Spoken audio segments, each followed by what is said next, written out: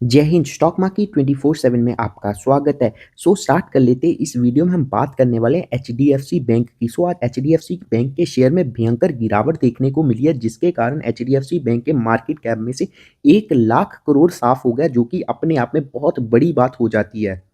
और बीच में तो ये गिरावट 9% तक चली गई थी, लेकिन बाद में हमें कुछ रिकवरी देखने को मिली है। लेकिन फिर उस रिकवरी के बावजूद भी इतनी बड़ी गिरावट होना इतने बड़े बैंक में बिल्कुल भी अच्छी बात नहीं है। और वैसे तो आज पूरे बाजार में नेगेटिविटी थी, लेकिन अगर बाजार आज पॉजिटिव भी होता या फिर बाजार में कोई अच्छी खबर भी होती, फिर भी एचडीएफसी बैंक के शेयर में गिरावट होना लगभग तय था, क्योंकि कल एचडीएफसी बैंक के एडीआर में 7% की गिरावट देखने को मिली थी। अब उन कारणों को समझ लेते हैं। मैं आपको सारे कारण बताऊंगा क्यों इतनी बड़ी एचडीएफसी बैंक में गिरावट देखने को मिली है। अगर आपके पास ये स्टॉक है तो इस वीडियो को लास्ट तक जरूर देखना। सबसे पहला कारण है मेजर लीडरशिप क्राइसिस। लीडरशिप में क्राइसिस होना किसी भी बड़ी कंपनी के लिए बहुत ही ज़्यादा नेगेटिव सेंटीमेंट बना देता है। इसको अब डिटेल में डिस्कस कर लेते हैं। जो एचडीएफसी के पार्ट टाइम चेयरमैन थे, उन्होंने रिजाइन कर दिया। रिजाइन करना कोई बड़ी बात नहीं होती। हर कंपनी में कोई ना कोई बड़े ओहदे पर व्यक्ति रिजाइन करता है, बट रिजाइन करने का कारण बहुत इंपॉर्टेंट हो जाता है। उन्होंने एक लेटर लिखी जिसमें उन्होंने कहा है कि उनके रिजाइन करने का कारण था ethical red flags in the bank. उनका मतलब था बैंक में कुछ गड़बड़ी चली है, जिसके कारण इन्वेस्टर्स में डर का माहौल है कि एचडीएफसी बैंक में भी कुछ बड़ा स्कैम हो रहा है या फिर क्या गड़बड़ी है। अब ये बात गवर्नेंस इशू पर आ गई है और अभी तक इस पर कोई क्लैरिटी नहीं है कि ऐसी उन्होंने बात कही क्यों है। अगर कभी भी ऐसी कोई बात टॉप मैनेजमेंट का व्यक्ति करता है किसी भी कंपनी में, तो जितने भी ग्लोबल इन्वेस्टर्स होते हैं वो शेयर को बेचना शुरू कर देते हैं। क्योंकि अगर किसी कंपनी में टॉप लेवल का मैनेजमेंट का बंदा ही कह रहा है कुछ गड़बड़ है इस कंपनी में, तो जो बड़े इन्वेस्टर्स हैं उस कंपनी में बिल्कुल भी इन्वेस्ट करना पसंद नहीं करते। और आप देख भी सकते हो जो एचडीएफसी बैंक की वेटेज है निफ्टी में सबसे ज्यादा है। अगर एचडीएफसी बैंक गिरता है तो वो पूरी निफ्टी को अपने साथ लेकर गिरता है। एचडीएफसी में कुछ गड़बड़ का होना हमारी पूरी इंडियन इकोनॉमी के लिए, इंडियन बैंकिंग सेक्टर के लिए बिल्कुल भी अच्छी बात नहीं है। अब दूसरे कारण को समझ लेते हैं, वो है ग्लोबल रिस्क ऑफ सेंटीमेंट। जो कि आपको पता है कि मिडिल ईस्ट में वॉर चल रहे हैं, जिसके कारण ऑयल के प्राइसेस बहुत ज़्यादा बढ़ गए हैं, जो कि हमारी इंडियन इकोनॉमी को डायरेक्टली हर्ट करेंगे। जिसके कारण जितने भी बैंक्स हैं उनके मार्जिन्स हिट होंगे। आपको आने वाले क्वार्टर्स में उनके प्रॉफिट में भी गिरावट देखने को मिल सकती है। और अगला जो कारण है वो तो बहुत ही ज्यादा मेजर इंपॉर्टेंट कारण हो जाता है, वो है एफआईआई की सेलिंग। अगर आपको पता हो कि कोई सा भी स्टॉक है जो इंडियन मार्केट में लिस्ट है, अगर उसमें सबसे ज्यादा एफआईआई की होल्डिंग है वो है एचडीएफसी बैंक। आप देख सकते हो एचडीएफसी बैंक में एफआईआई 47% होल्ड करते हैं। और अगर आप इसकी अमाउंट निकालो तो ये सबसे बड़ी होल्डिंग है किसी भी शेयर में इंडियन मार्केट में। अगर एफआईआई इसमें बेचना स्टार्ट करते हैं तो इसमें गिरावट को रोकना बहुत ही ज्यादा मुश्किल हो जाएगा। एंड अगर एचडीएफसी बैंक में बड़ी गिरावट होती है, ये पूरे बैंकिंग सेक्टर को अपने साथ में लेकर गिरता है, क्योंकि ये बैंकिंग सेक्टर का सबसे बड़ा बैंक है मार्केट कैप के हिसाब से। और साथ में कल यूएस फेड के भी मिनट्स आउट हुए थे, उसमें यूएस फेड के चेयरमैन पॉवेल जी का कहना था ये रेट्स है इंटरेस्ट रेट है ये लंबे समय तक हाइयर बने रह सकते हैं, क्योंकि वॉर के कारण इन्फ्लेशन का डर बना हुआ है। अगर ये इंटरेस्ट रेट हाइयर रहते हैं लंबे समय तक, तो ये इकोनॉमी के लिए बिल्कुल भी अच्छी बात नहीं होती। बहुत सारे लोगों का क्वेश्चन होगा, हमारे पास अगर एचडीएफसी बैंक का शेयर है तो हम इसमें क्या करें। तो मैं आपको बस इतना ही कहना चाहूंगा, आपको क्लैरिटी आने का वेट करना चाहिए, क्योंकि अभी तक कोई भी क्लैरिटी नहीं आई।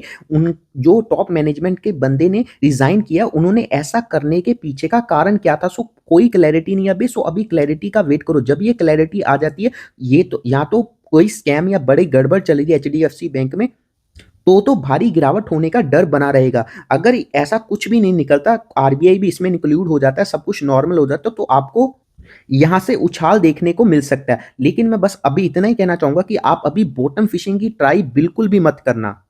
और साथ में जो कल एचडीएफसी बैंक के एडीआर में इतनी भयंकर गिरावट हुई थी, आज यहाँ पर इंडिया में इतनी भयंकर गिरावट हुई है, उसके कारण जो एचडीएफसी बैंक ने अपने की स्पोर्ट लेवल से उनको भी ब्रेक कर दिया। क्लियर सिग्नल्स मिल रहे हैं कि यहाँ से भी और गिरावट हो सकती है अगर कोई भी पॉजिटिव न्यूज़ नहीं आती। और साथ में जो मर्जर को लेकर भी हैंगओवर बना हुआ है, मार्केट को लगता है कि एचडीएफसी बैंक का बहुत बड़ा मर्जर हुआ था एचडीएफसी लिमिटेड के साथ। इसके कारण क्या हुआ, एचडीएफसी बैंक में जो ग्रोथ पॉसिबल थी, ये मर्जन के कारण वो थोड़ी सी ग्रोथ में कमी देखने को मिल सकती है।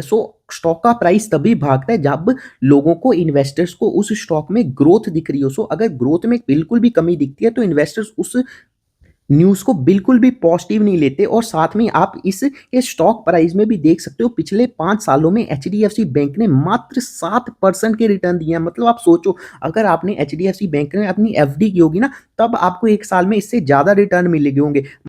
और अगर एफआईएस को 7% के रिटर्न कमाने हैं 5 सालों में, तो वो फिर इंडियन स्टॉक मार्केट में इन्वेस्ट ही क्यों कर रहे हैं। और साथ में ये आपको जो 7% के रिटर्न दिख रहे हैं वो इंडियन रूपी के फॉर्म में दिख रहे हैं। सो अगर आप डॉलर फॉर्म में रिटर्न्स की बात करो तो वो नेगेटिव रिटर्न्स दिए हैं पिछले 5 सालों में एचडीएफसी बैंक ने, क्योंकि पिछले 5 सालों में 10 से 15% तो हमारा रूपी गिर गया। सो जितने भी एफआईएस हैं वो अपने रिटर्न्स को डॉलर फॉर्म में काउंट करते हैं। सो इतने कम रिटर्न्स देना, वो भी लंबी अवधि में, एक क्वालिटी स्टॉक के लिए बिल्कुल भी अच्छी बात नहीं होती। सो साथ में अब नेक्स्ट स्टॉक की ओर बढ़ जाते हैं जो कि है इटर्नल। सो इटर्नल के स्टॉक में भी आज 5% की गिरावट देखने को मिल रही है। सो इसके पीछे का कारण है कल जो इजराइल ने ईरान की गैस फैसिलिटी पर हमला किया, जिसके कारण अब और ज़्यादा गैस शॉर्टेज हो सकती है, जिसके कारण बहुत सारे रेस्टोरेंट्स को अपनी किचन को बंद करना पड़ सकता है, जिसका इम्पैक्ट डायरेक्ट आपको इटर्नल और स्विगी के बिजनेस पर देखने को मिलेगा।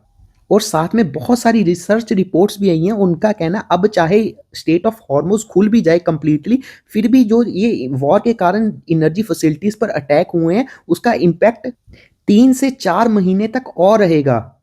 और फिलहाल वॉर को लेकर कोई भी पॉजिटिव न्यूज़ तो बिल्कुल भी नहीं आ रही, जिसके कारण और ज़्यादा गिरावट का डर बिल्कुल बना हुआ है। सो नेक्स्ट स्टॉक की ओर बढ़ जाते हैं जो कि है मजडाऊ डॉक। सो मजडाऊ डॉक को 364 करोड़ का कॉन्ट्रैक्ट मिला है शिपिंग कॉर्पोरेशन से। सो ये मजराओं डॉक के लिए पॉजिटिव न्यूज़ हो जाती है। और साथ में ये जितने भी डिफेंस रिलेटेड स्टॉक्स हैं सभी की आगे आने वाले समय में डिमांड बहुत ही ज़्यादा बढ़ने वाली है, क्योंकि इतने ज़्यादा युद्ध तो ऑलरेडी दुनिया में लगे हुए हैं। सो इंडिया को भी डिफेंस के मामले में आत्मनिर्भर होना होगा। हम अमेरिका पर बिल्कुल भी ट्रस्ट नहीं कर सकते, क्योंकि साउथ कोरिया ने, जो मिडिल ईस्ट ने अमेरिका पर ट्रस्ट करके अपनी जो सिक्योरिटी की जिम्मेवारी अमेरिका को दी थी, आप देख ही सकते हो कितनी ज़्यादा सिक्योरिटी की है ना अमेरिका ने उनकी। सो नेक्स्ट स्टॉक की बात कर लेते हैं जो कि है आलू वालिया कॉन्ट्रैक्ट। सो इन्होंने भी बैक किया ऑर्डर 393 करोड़ का बूंदी में ग्रीन फील्ड एयरपोर्ट बनाने का। सो जो कि इस स्टॉक के लिए पॉजिटिव न्यूज़ हो जाती है।